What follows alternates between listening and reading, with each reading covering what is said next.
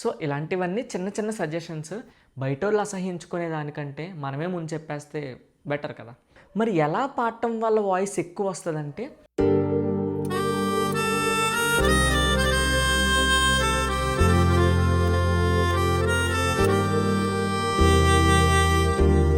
Hello, praise the Lord, welcome to JB's voice. ఈరోజు మరి ఒక కొత్త వీడియోతో మీ ముందుకు వచ్చాను. అదేంటంటే మైక్ గురించి అనమాట.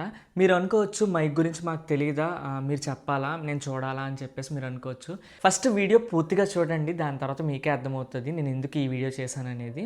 అసలు మైక్ ఎలా యూజ్ చేయాలి అనేది నా అనుభవాలతో, అంటే ఇప్పుడు మీకు ఆల్రెడీ తెలుసు కదా నేను చాలా ఈవెంట్స్ చేస్తున్నానని. సో నేను అక్కడ ఫేస్ చేసిన ప్రాబ్లమ్స్, సో అక్కడ నేను రెక్టిఫై చేసుకున్నవి అవన్నీ మీకు కూడా చెప్తే మీరు కూడా అవి రెక్టిఫై చేసుకొని మీరు కూడా అలాంటి ప్రాబ్లమ్స్లోకి మీరు వెళ్ళరని చెప్పేసి నేనైతే ఈ వీడియో చేయబోతున్నాను. ఫస్ట్ మైక్ ఎలా యూజ్ చేయాలి అనేది నేను చెప్తాను. దాని తర్వాత మైక్ వల్ల వచ్చే ప్రాబ్లమ్స్ కూడా చెప్తాను. ఫర్ ఎగ్జాంపుల్ నా దగ్గర ఉన్న మైక్ని ఎగ్జాంపుల్గా తీసుకొని చెప్తాను. యాక్చువల్లీ ఇది నేను సాంగ్ రికార్డింగ్కి యూజ్ చేసే మైక్ అనమాట. సో దీన్నే ఎగ్జాంపుల్గా తీసుకోండి. చర్చెస్లో వాడే కార్డ్లెస్ మైక్ అయినా లేదంటే వైడ్ మైక్ అయినా ఎగ్జాంపుల్గా దీన్నే తీసుకోండి. ఇప్పుడు చాలామంది ఎలా యూజ్ చేస్తారంటే ఇలాగా మొత్తం కవర్ చేసేసి ఇక్కడ ఇలా పాడతారు. పాడేటప్పుడు ఇలా పాడతారు. ఇలా పాడటం కూడా కరెక్ట్ కాదంటే పాడొచ్చు. ఎప్పుడంటే మన దగ్గర ఎఫెక్ట్స్ ఉన్నాయనుకోండి. ఎఫెక్ట్స్ అంటే మీకు అర్థమయ్యే రీతిలో చెప్పాలంటే ఏంటి, వాళ్ళ వాయిస్ని ఎక్కువ రావడానికి వాళ్ళ దగ్గర ఉన్న ఎక్విప్మెంట్స్ వాడతారనమాట. సో అలాంటి వాళ్ళకైతే ప్రాబ్లం లేదు, ఎందుకంటే వాళ్ళ వాయిస్ గెయిన్ అంటే వాయిస్ని పెంచుకుంటారు. ఇలా పాడటం వల్ల వాయిస్ అనేది ఎక్కువ రాదు. మరి ఎలా పాడటం వల్ల వాయిస్ ఎక్కువ వస్తుందంటే, ఇలా పెట్టుకుంటే ఖచ్చితంగా వాయిస్ ఎక్కువ వినపడుతుంది. ఒకసారి మీరు టెస్ట్ చేయండి. ఈసారి ఇలా పాడుతున్నప్పుడు మీరు పాడతారు కదా చర్చెస్లో, ఏమన్నా పెళ్ళిళ్ళలో కానీ ఎప్పుడైనా పాడతారు కదా, అప్పుడు టెస్ట్ చేయండి. ఇలా పాడేదానికి చాలా డిఫరెన్స్ ఉంటుంది. అదేం బ్రదర్, నేను చాలామందిని చూశాను ఇలా పెట్టుకుని పాడేవాళ్ళు అని చెప్పేసి అంటారు. సో అలాంటి వాళ్ళందరూ ఏంటంటే వాళ్ళ ఎక్విప్మెంట్స్ వాడతారు, ఆడియో ఎక్విప్మెంట్స్ వాడతారు. సో వాళ్ళు ఆటోమేటిక్గా వాయిస్ని పెంచేసుకుంటారు. సో వాళ్ళు గట్టిగా పాడాల్సిన అవసరం లేదు. ఇప్పుడు వాళ్ళు నార్మల్గా ఇది దేవుని నిర్ణయం పాడినా సరే బయటికి ఎలా వస్తుందంటే ఇది దేవుని నిర్ణయము అంత గట్టిగా వస్తుంది. వాళ్ళు అంత స్లో పాడినా సరే, ఎందుకంటే వాళ్ళు వాడే ఎక్విప్మెంట్స్ అలాంటివి కాబట్టి. ఈవెన్ నేను రికార్డింగ్ చేసినప్పుడు కూడా నేను పాడేది అందుకే స్టేజ్ మీద పాడినప్పుడు నాతో పాటు ప్లే చేసేవాళ్ళు గెయిన్ పెంచండి, వాయిస్ పెంచండి అబ్బాయిది అని చెప్పేసి అంటారు. అప్పుడు నేను తర్వాత నేను అర్థం చేసుకున్నది ఏంటంటే, ఇలా పాడే కంటే ఇలా పాడితే కొద్దిగా వాయిస్ ఎక్కువ వస్తుంది అని చెప్పేసి నేను గమనించాను. నేను గమనించడమే కాదు, చాలా చోట్ల నేను సెర్చ్ చేశాను కూడా. ఎలా పాడితే ఆ మైక్ని ఎలా పట్టుకోవాలన్నది కూడా నేను సెర్చ్ చేశాను అనమాట. నెక్స్ట్, ఎవరిని పాయింట్అవుట్ చేయట్లేదు, కానీ చాలామంది మిస్టేక్స్ చేస్తారు. ఏంటంటే ఈ మైక్ని దగ్గర గంటే పెట్టేసుకొని ఇలా పాడతారనమాట. అలా పాడటం వల్ల ఏమవుతుందంటే ఎక్కువ పా బా ఈ మాటలో చాలా ఎక్కువ, అంటే నార్మల్ ఈ మాటల కంటే భ భ ఇలాంటి సౌండ్ ఎక్కువ వినపడుతుంది అనమాట. అప్పుడు చాలా వినడానికి వినసొంపుగా ఉండదు అనమాట. అండ్ నెక్స్ట్, మనము పాట పాడుతున్న మధ్యలోని బ్రీతింగ్ కూడా వినపడిపోద్ది. అంటే లైక్ ఎగ్జాంపుల్గా ఒక సాంగ్ తీసుకుందాం. అందరికీ తెలిసిన సాంగే ఏమైనా చేయగలవు తీసుకుందాం అనుకోండి. ఏమైనా చేయగలవు, కథ మొత్తం మార్చగలవు అంటే చూసారా, అంటే గ్యాప్ తీసుకున్న, అంటే అలా అంటారని నేను అనట్లేదు, కానీ జస్ట్ చెప్తాను ఎగ్జాంపుల్ కింద. మధ్యలోని అని గ్యాప్ తీసుకుంటున్నప్పుడు ఏమవుతుందంటే ఆ సౌండ్ కూడా వినపడిపోతుంది మైక్లో, బాగా దగ్గరికి పెట్టేసుకోవడం వల్ల. సో ఎలా అంటే కనీసం ఈ 2 ఫింగర్స్, ఒక 3 ఫింగర్స్ దూరంగా పెట్టుకొని ఇలా పెట్టుకుంటే పర్ఫెక్ట్గా వస్తుంది అనమాట. ఇలా పెట్టుకొని లేదంటే ఇలా పెట్టేసుకొని అదంతా అంత కరెక్ట్ కాదని నా ఒపీనియన్. ఇవన్నీ నేను ఫేస్ చేసిన ప్రాబ్లమ్స్ దగ్గర నుంచి అండ్ కొన్ని సజెషన్స్ మీకు ఇస్తున్నాను అనమాట. ఒకవేళ మీరు ఫాలో అయితే ఫాలో అవ్వండి, లేదు అది నా ఇష్టం అంటే ఓకే, దట్స్ ఫైన్. ఇవన్నీ నేను ఇచ్చే సజెషన్స్.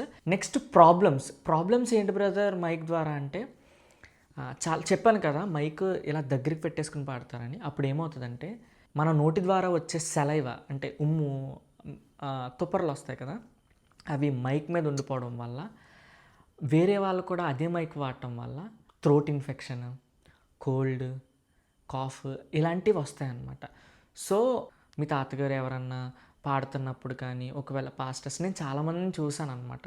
మీరు చెప్పండి, ఇంట్లో వాళ్ళ బయట వాళ్ళు చెప్పడం కంటే ఇంట్లో వాళ్ళు చెప్పడంలో తప్పులేదు. సో మీరు చెప్పండి, తాతగారు కొద్దిగా దూరంగా పెట్టుకోండి, అది మనకు కూడా మంచిది కాదు, అలా చెప్పండి. ఒకవేళ డాడీ ఆర్ బ్రదర్ ఎవరన్నా మైక్ దగ్గరికంటే ఇలా పెట్టేసుకుని పాడుతున్నప్పుడు అది మంచిది కాదు, వేరే వాళ్ళు వాడతారు కదా అని మీరే చెప్పండి. బయట వాళ్ళు అసహించుకునే దానికంటే మనమే ముందు చెప్పేస్తే బెటర్ కదా. సో చెప్పండి. దాన్ని అవాయిడ్ చేయాలంటే ఫోమ్ మీరు చూసే ఉంటారు, మీకు చూపిస్తాను. యాక్చువల్లీ నా దగ్గర ఈ బ్లాక్ది ఉన్నదనమాట. యాక్చువల్లీ మీరు కలర్స్ చూసే ఉంటారు కదా, సో దాన్ని యూస్ చేయొచ్చు. అయితే అది కూడా ఫ్రీక్వెంట్గా మార్చేయడం మంచిది, ఎందుకంటే దీని మీద కూడా సలైవా ఉండిపోద్ది కదా, అప్పుడు బ్యాడ్ స్మెల్ కూడా వస్తుంది. ఓకే, ఎందుకంటే మన సలైవా ఇక్కడ స్టోర్ అయిపోతున్నప్పుడు అది 2-3 డేస్ మళ్ళీ నెక్స్ట్ డే అలా వస్తున్నప్పుడు ఆటోమేటిక్గా ఇది బ్యాడ్ స్మెల్ వస్తుంది. సో ఇవన్నిటిని మనం దృష్టిలో ఉంచుకోవాలి, అదనమాట. ఇప్పుడు నేను చెప్తున్నవన్నీ కూడా మైక్ గురించి కాదు, అంటే మైక్ని ఎలా వాడాలి అనేది చెప్తున్నాను అనమాట. సో నా దగ్గర ఉన్నది ఇదే మైక్, సో దీన్ని ఎగ్జాంపుల్గా తీసుకొని మీకు చెప్తున్నాను ఎలా వాడాలి అని చెప్పేసి. ఇంకొక చిన్న సజెషన్ ఏంటంటే, నేను ఇలా పట్టుకోమన్నాను కదా అని చెప్పేసి సాంగ్ అంతా కూడా ఇలా పట్టుకోకూడదు, ఎందుకంటే కొన్నిసార్లు పాట అయ్యేంత వరకు కూడా ఇలాగే పట్టుకోకూడదు, కొన్నిసార్లు దూరంగా కూడా పెట్టాలి. అది ఎలాంటి టైమ్స్లో అంటే, ఫర్ ఎగ్జాంపుల్ మళ్ళీ ఏమైనా చేయగలవో తీసుకుందాం. అది స్టార్టింగ్ ఎలా ఉంటుంది, ఫర్ ఎగ్జాంపుల్ నేను చెప్పిన సజెషన్ని ఫాలో అయ్యి ఈ త్రీ ఫింగర్స్ దూరంలో ఈ దూరంలో పెట్టుకొని స్థిరపరచువాడవు ఘనపరచువాడవు అని ఎత్తుతున్నాను. అప్పుడు ఎలా ఉంది, స్లోగా ఉంది కదా. కానీ ఏమైనా చేయగలవు అన్నప్పుడు చూసారా కొద్ది గట్టిగా వస్తుంది. ఏమైనా చేయగలవు అన్నప్పుడు ఏమవుతుంది, కొద్దిగా అంటే నార్మల్గా స్థిరపరచు అన్నదానికంటే ఏమైనా అన్నప్పుడు కొద్ది గట్టిగా వస్తుంది కదా.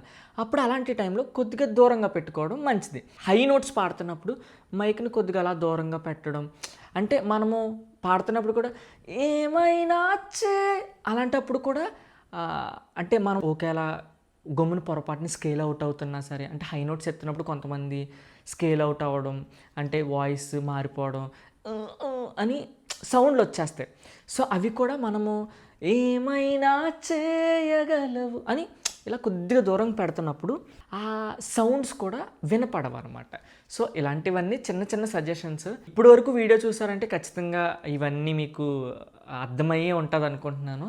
ఇలాంటి చిన్న చిన్నవి ఎవరో చెప్పరు, సో అందుకని ప్రతి చిన్న పాయింట్ కూడా చెప్పాలి, అందరికీ తెలియాలని చెప్పేసి మన జేబీస్ వాయిస్ ఛానల్లో అప్లోడ్ చేయడం జరుగుతుంది. ఒకవేళ ఈ వీడియో మీకు నచ్చినట్లయితే మీకు ఎలా అనిపించిందో కింద కమెంట్ చేయండి. సో అది నాకు సపోర్ట్ అనమాట ఇంకా మరికొన్ని వీడియోస్ చేయడానికి. అండ్ ఫైనల్లీ ఇంకొక విషయం చెప్తున్నాను, మన జేబీస్ వాయిస్ ఛానల్ ద్వారా చాలామందిని అడిగాను ఇంటర్వ్యూస్ కోసం. నిజంగా మీకు తెలుసు కదా మనం ఎలా ఇంటరాక్ట్ అవుతాం, ఎలాంటి క్వశ్చన్స్ అడుగుతామని. సో వాళ్ళ కనుక మనకి ఇంటర్వ్యూ ఇస్తే I hope it will be big, ఎందుకంటే నేను అడిగే క్వశ్చన్స్ అన్నీ కొద్దిగా కొత్తగా ఉంటాయని నేను అనుకుంటున్నాను. మరి మీకు ఎలా అనిపిస్తుందో తెలీదు. మనకి ఎన్నో తెలియని విషయాలు వాళ్ళ ద్వారా మనం తెలుసుకోవడానికి ట్రై చేద్దాం. సో దాని గురించి కూడా ప్రేయర్ చేయండి. వాళ్ళు కూడా డేట్స్ ఇవ్వడానికి రెడీగా ఉన్నారు, సో ప్రేయర్ చేయండి. సో నా గురించి కూడా ప్రేయర్ చేయండి, ఇంకా ముందు అనేక వీడియోస్ చేయాలని చెప్పేసి. సో కంటెంట్ నచ్చితే మన ఛానల్ సబ్స్క్రైబ్ చేసుకోండి, మీ ఫ్రెండ్స్ అండ్ ఫ్యామిలీ మెంబర్స్కి తప్పకుండా షేర్ చేయండి. Praise the lord. బాయ్.